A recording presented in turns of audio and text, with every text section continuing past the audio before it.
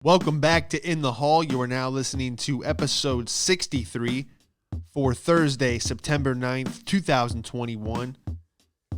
Glad to have you here. Hope you got paid today. Sometimes that direct deposit will hit on a Thursday, and that's always nice. You can go into the weekend, or we're really just going to Friday knowing that you already got paid, because you always deal with that one person on Friday right before the weekend. The universe will send you that last person that makes you, because really it's just the person you're dealing with that makes you say, thank God it's Friday. Thank God I got paid yesterday. Dealing with that one person, you know what I'm talking about. If you ever waited tables or did any kind of customer service, you know you're going, oh, it's Friday. You know, everyone's in a good mood. And then you just get sent that one person that just tests every ounce of your patience. And since you got paid the day before, you bite your tongue and you can just yes ma'am, no ma'am, the shit out of them, clock out, and enjoy your weekend. I got paid yesterday is the same as, boy, if I wasn't a Christian. It's the same exact thing. Because if you didn't get paid and you're dealing with that person, you might have problems. You were like, hey, I don't know why, but I watched a lot of wrestling highlights last night, and I will elbow drop you off this counter right now. But since I got paid yesterday, I'm just going to remain calm and enjoy my Saturday. Thank you for the new review. That was nice. Username Epstein didn't kill himself. Thank you for the kind words. The E is a 3 in Epstein, so I don't know who you are, but thank you for the 5 stars, and you will fit right in with this demographic, as they call it. It's a great username. It's nice. Should be a license plate, but it's just too long. What do you get, 7 or 8 letters, depending on the state? But anyway, if you like what I do, leave a review. Definitely helps. I don't know if it helps with the algorithm, but it helps me keep doing these because I go, okay, people actually are enjoying it. I'm just not talking to myself in a straitjacket in a padded room. This is a studio. You know, that's when it goes from being an insane person to a podcaster, I think. I think you should have a certain number of listeners before they take you out of the straitjacket. Maybe you should start in it. You know, you're tied up and they're like, all right, 500 listeners. We'll take you out of you're no longer insane.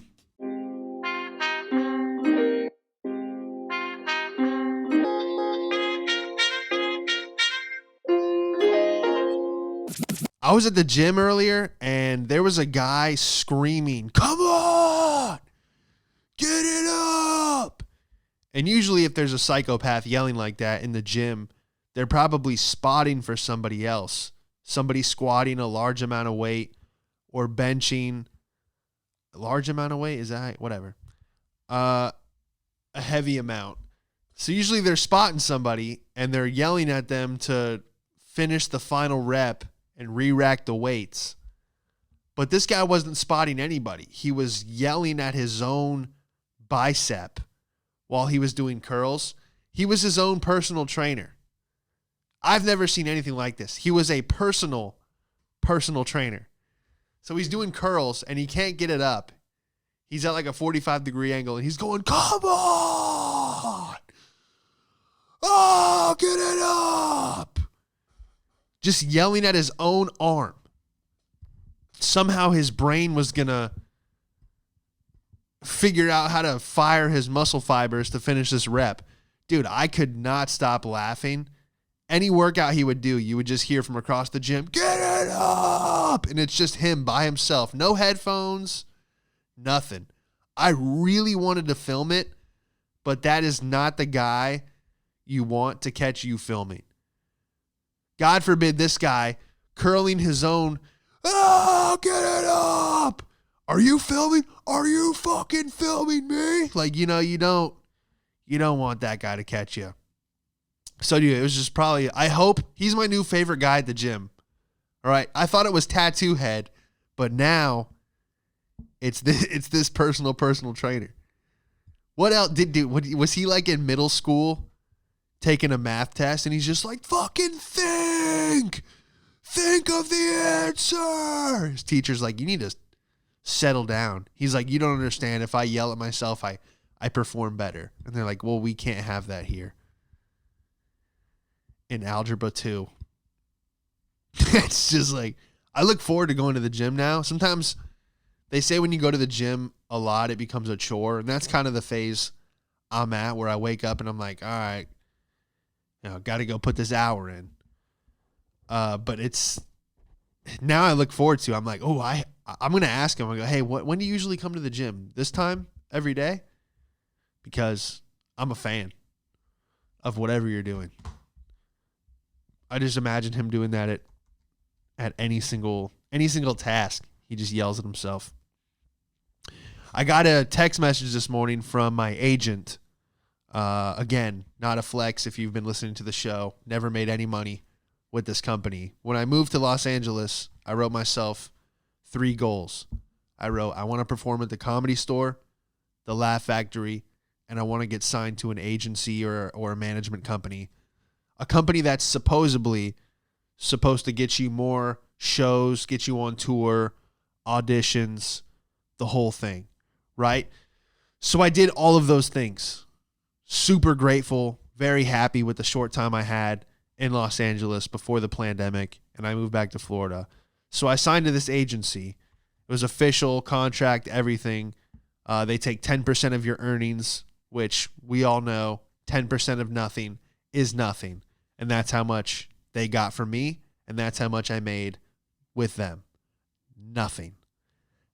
But I still get text messages from them. And this text is, oh, shoot. All right. How do I get out of this?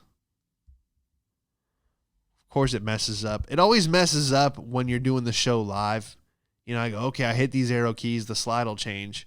As soon as the show starts, it's, fuck you. No, not going to work.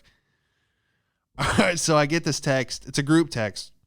I wanted to make an announcement to all of my clients that I want to be available. I want to be available to you all the time. However, my personal phone number is not to be used after hours or on weekends unless it's an emergency or a friend call, which I don't know why you'd call the owner of a agency if there was an emergency. Like, hey, I'm bleeding. I'm on the corner of Sepulveda. And he's like, couldn't you call anyone else? And he's like, no, you're my only friend in Los Angeles. By the way, are there any auditions coming up? So I don't know why you'd call this guy. But he said, unless it's an emergency or a friend call, no other management company or agency allows people to call them 24 hours a day, 7 days a week. Please respect my phone and my privacy. Some of you even text me at 7 a.m. on weekends. My email for business is da-da-da-da-da. I'm not going to say any names. I'm going to say a few names, but not the owner of the company or the agency. Last thing is, we currently are accepting new clients. Of course you are. We are looking for influencers, trans actors, celebrities, and people with disabilities. If you would like to suggest anyone that you know that fits any of those, please have them send me a headshot and resume. This is the year we take over Hollywood. Let's rock this town. Ugh. Yee. So I signed to this agency basically just to say I signed to it. I knew another comic. When I talked to her, she was like, yeah, I just signed to them just to say, I have a manager. Just a little ego boost to keep you going through the rough times. Even when all else is shit, you can say, hey, at least I have an agent for whatever that's worth. It's really worth nothing. The only thing that matters now is how big your TikTok is, which is sad to say, but that's kind of the industry. You used to just be able to do really well at stand-up, and then you could play like a mailman on a sitcom, and then eventually get your own TV show. Now it's just kind of like, the real goal now is for me to go, hey guys, I'm going to be in Ohio Friday, Saturday, Sunday, and then, if you like the show, you come see me do stand-up live. That's really the only formula at this point in time.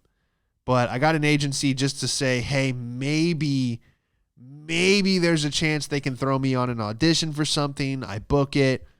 Or maybe they'll give me some tour dates. Maybe I can open for another comic and do like a run through Texas, Alabama, Florida, whatever, just getting paid a couple $100 just to open every night. And so that was my goal. So I signed to them. I get invited to this party. The text, I don't tell them that I no longer work with them or anything, just because I love getting these emails and these text messages, because you have a shitty company when they're saying like, hey, please stop calling me unless it's an emergency. When he says no other agency allows this.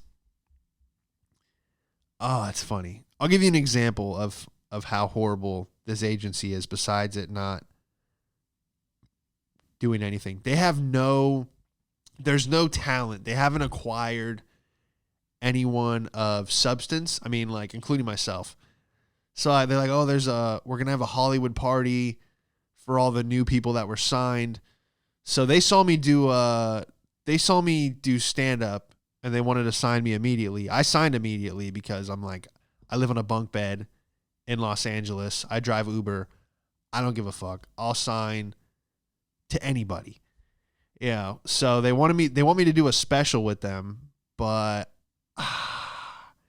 it's a 20-minute special, which I have material from like 6 years ago. Some of my first jokes that are like, that I've perfected, and I just want to get rid of them, put them out there on YouTube. The problem is, if I give this company my special, they own that 20 minutes. They own that 6 years of material, so to speak. So why don't I just try and film it myself and put it on YouTube, because it's going to be the same. It'll probably be better for me to do that than to release it to these people.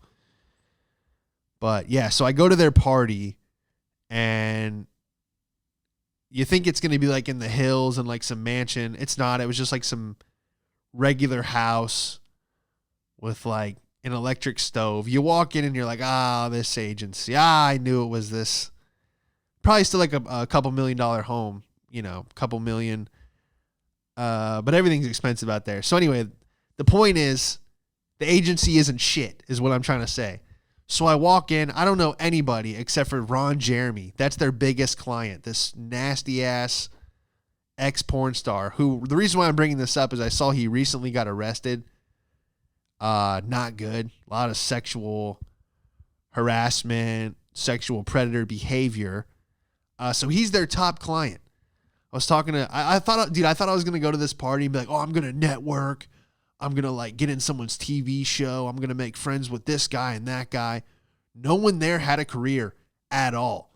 We were eating pre-sliced cheese, and it was like Ritz crackers and like a shrimp cocktail that still had the price tag on it.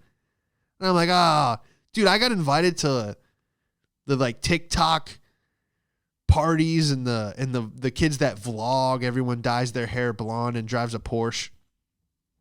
Those people were doing better than this agency. So I'm at this party, I'm bringing weed. I'm trying to have a good time, trying to network.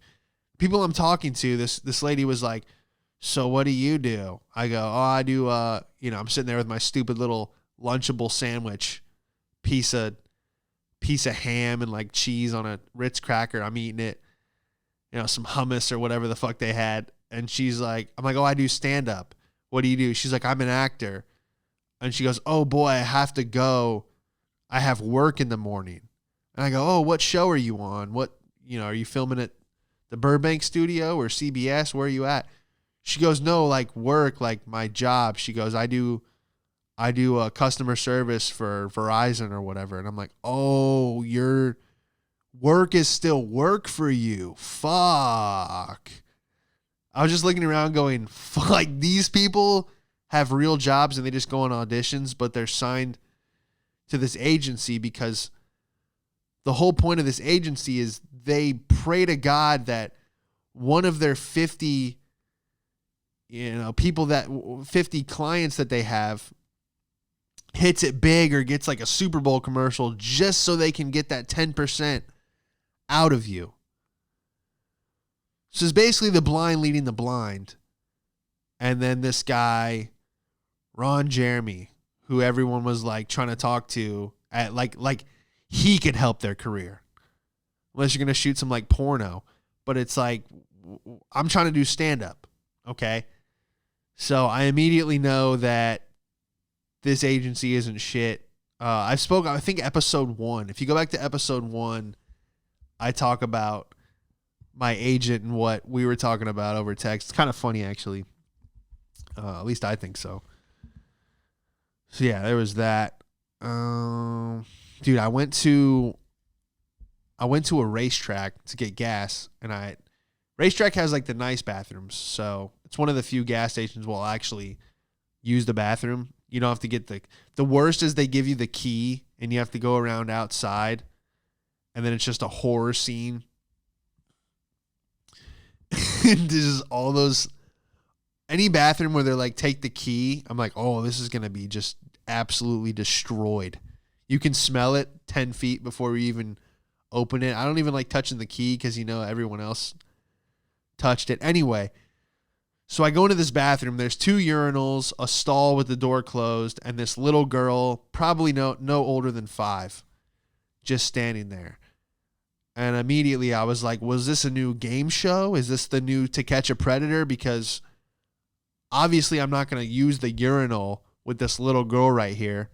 As soon as you unzip your pants, Chris Hansen comes out of the stall and goes, oh, what are you doing here? You think you can just whip it out in front of a 5-year-old? And then all of a sudden you're getting tackled and there's 6 cameras in front of your face. So immediately I'm like, hello, anyone in the stall?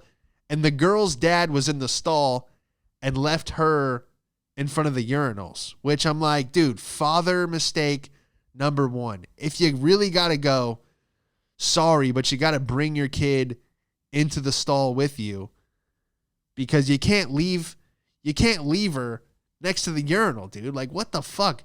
Trying to make me, you know what I'm saying? It was just weird. So I left. I waited for him to finish up, and then I was like, dude, what the fuck? I'm thinking I'm going to be on some new game show. That's my biggest fear, dude. Just accidentally getting put on the sexual predator list. And accidentally anything, honestly. Accidentally getting framed for murder. That would be horrible, dude. Just because in this country, I know they like to say you're innocent until proven guilty, but it's really the opposite. Really, you're guilty until proven innocent. And even when you get proven innocent, there's still that stench on you from all the documentaries and shit. People just can't wait to jump on you. Oh, let's make a documentary. We need something. We need new material. Let's use this fucking poor guy that got framed for murder. See if we can get on the top charts on Netflix. So yeah, I was just like, dude, why are you like, don't leave your kid like out by the urinals. It was just odd. She was just standing there. I'm like, what the fuck is this? That's the last thing I need. Dude, if I get on the sexual predator list and I can't get like a job anywhere and there is no more plan B, like imagine how funny this show would be if I was a sexual predator, because then literally I would have no other options than to be the funniest person in the world. Like that's how I got into comedy anyway. There was no home to go to. So it was like, might as well go to New York and do stand-up because it can't get worse than this. And I think that's the only way you should get into comedy is being kind of forced into it. The person that's like, oh, I knew I wanted to be a comic since I was 5. It's like, what's wrong with you? You're probably more insane than the person that stumbled into it. Because I've always admired it, but I never thought I'd be doing it. Until I was like, well, might as well do it. And then it became this thing. And then, to my mistake, I thought it was all about being funny. Till about the 4th year in, I go, how's this person getting booked? They go, oh, they dance on TikTok. And I'm like, what's TikTok? They go, it's this app where you dance. And I go, well, what does that have to do with doing 20 minutes at the Comedy Store? And they go, oh, you didn't hear? None of being funny doesn't matter anymore. And I go, oh, aren't I an idiot? Same with music too. You can just put out some trash, auto-tune it. It might go crazy. You might be a superstar, but in your own head, you're like, I suck. But you might be a superstar. That's the thing. It's like when you see some of these rappers and some of these comedians, they're so dumb. But the only reason why they're successful is because they never question themselves. They never sat in their cubicle and went, what if? They just went for it, even though they sucked. And the person that's probably working a real job might be a way better musician, way better artist, way better writer, whatever it is. But they didn't have the balls to just say, fuck it, even. And it's a weird paradigm, that's for sure. Like, I'd probably be a great rapper. It's just, if I got in the booth, I'd be like, I'm not, I don't know. Just feels corny. You know what I mean? I don't even know what I'm talking about anymore. I do have a challenge for you guys. I tried this last week. Actually had a great day doing it. Probably going to make it more of a routine. It's not the milk crate challenge. Okay.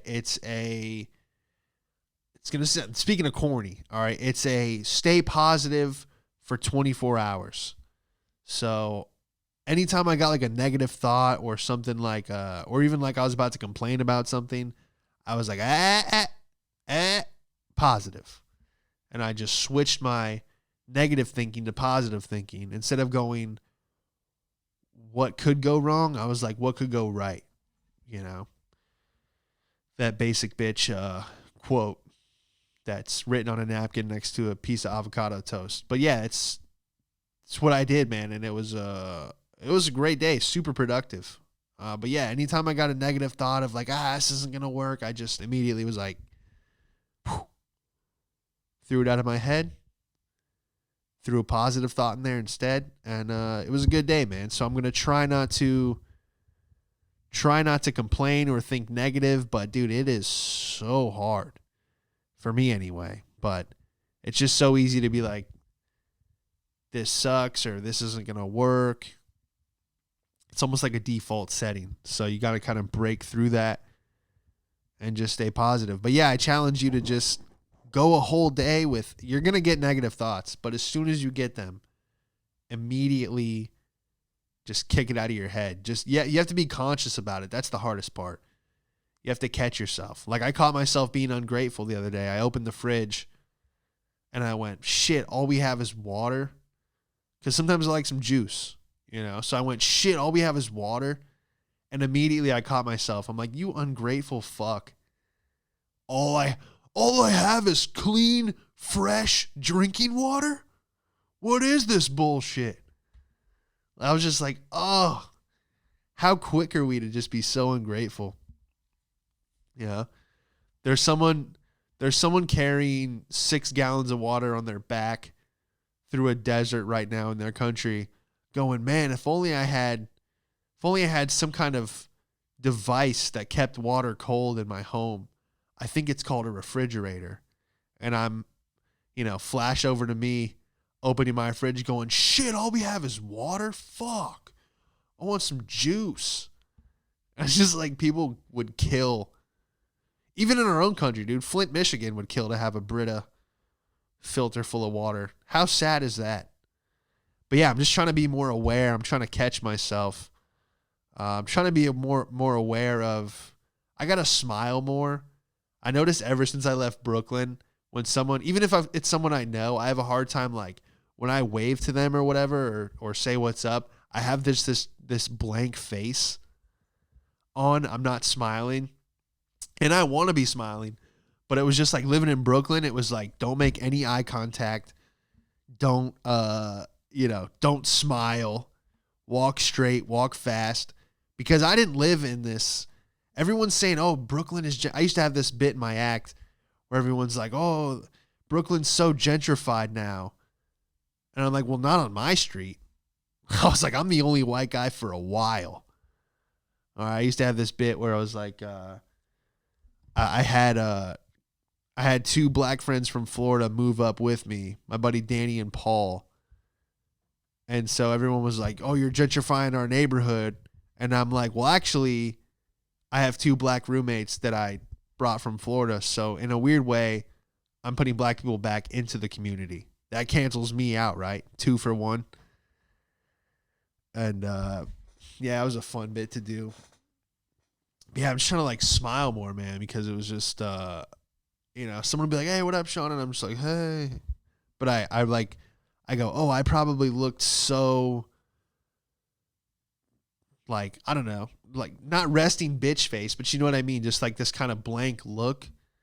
Because everyone in Florida is so nice, dude. They'll let you go, at a stop sign. It's like, it's those, oh, you go. No, you go. For the most part.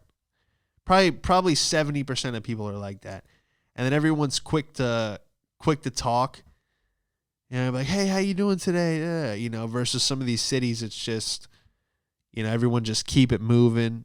It's more selfish, but there is a benefit to that as far as like if you go get a sandwich at the Publix, that's like a big grocery store down here. They have the Pub Subs. They make you a sandwich right there. And some of them just love to talk to you. They're like, so how's your day going? And then you got to just, oh, it's good, this and that. And they just ask you questions and stuff. And you're trying to stay nice. But then you think about in New York, you go to one of those delis in like downtown Manhattan with all those Wall Street people and everyone just fucking trying to get to work. And you'd be like, yeah. They're like, what do you want? And you're like, egg, lettuce, this on a croissant. And they're like, all right, $28.50 next. They don't give a fuck about you. And there's this like there is a benefit to that. It is colder. It's definitely colder as far as like how people interact, but you keep it moving. And I don't know. Sometimes I like that. Sometimes I like knowing that no one's going to let you over, because I feel like the people that are too nice are the ones that cause the accidents. I was going somewhere with this, but I totally forgot. Damn, what was I talking about? New York, Brooklyn. Yeah, just smiling more. No, that wasn't it. Oh, I saw the old guy. I talked about this a few episodes ago. There's an old guy in my neighborhood. Speaking of talking too much, he'll try and like bait you in. He walks his dog. I mean, he probably just needs someone to talk to. There's a lot of those people. But he goes to the dog park, and we were at the pool the other day, and Nancy and I were watching him. He reeled someone in. He asked them about like their shoes. He's like, oh, where'd you get those shoes? And they're like, we got them at this mall. And he's like, oh, I love that mall. Da, da, da, da. And I'm like, boom, he got him. As soon as you start answering the guy's questions, he's going to suck you in. And it was a couple that he started talking to, and they were doing the look to each other like, oh, I can't believe this guy caught us slipping. Now we're going to be talking to him for a half hour. They kept trying to get out of it like, oh, we got to go now. And he was like, oh, well, do you guys da-da-da-da? Just kept them on the leash. He should be in sales. Just keeps them talking even if you're not interested. That was funny, man. What else we got here on the list? Did you see California? San Francisco, not all of California, I don't think, is paying $300 a month to people who don't shoot anybody. Here, if I got the... See if this clip pulls up. San Francisco has a new program that's meant to help cut gun violence by paying people. The city will identify 10 people who are at high risk of being involved in a shooting, either as a victim or a gunman. It'll pay those individuals $300 a month if they pledge they will not be involved in a crime involving guns. They'll also be paired up with life coaches and can receive an extra $200 a month for reaching goals that include work, school, or acting as a mediator in their community. Dude. San Francisco will pay you $300 a month for not shooting anyone. Wow.